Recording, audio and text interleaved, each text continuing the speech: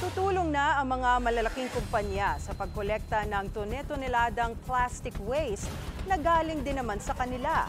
Ang detalye sa agenda report ni Sujin Kim.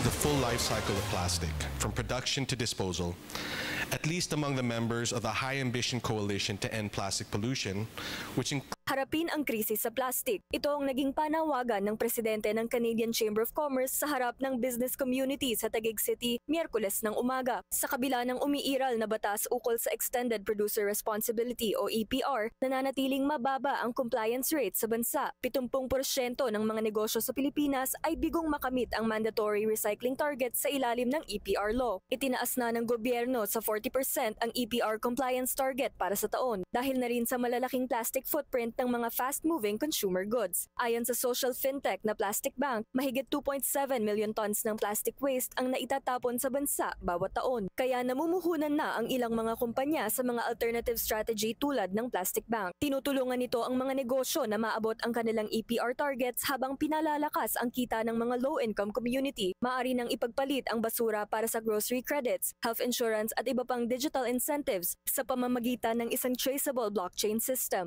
We have 260 collection points. These are not only in Luzon, we have access until Visayas and Mindanao. Kabilang sa mga FMCG na kasalukuyang nakikilahok sa effort na ito ay ang SC Johnson, Revlon, Coca-Cola at iba pa, na mas piniling makipag-partner kesa gumastos pa para sa sariling waste infrastructure. both Canada and the Philippines among its ranks.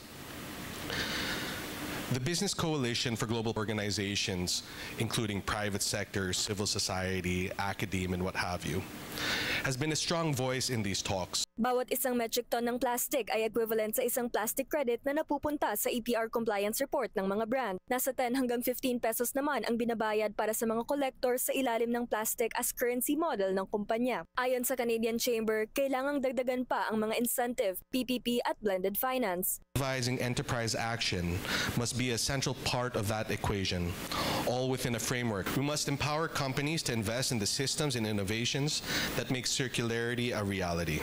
CanCham has proposed to the government to consider to incentivize obliged enterprises. Tinatrabaho na rin ng fintech ang pagkakaroon ng loans or advances feature ang programa para makatulong pa sa mas maraming users base sa kanilang projected plastic collection. Para sa agenda, Sujin Kim, Billionaire News Channel.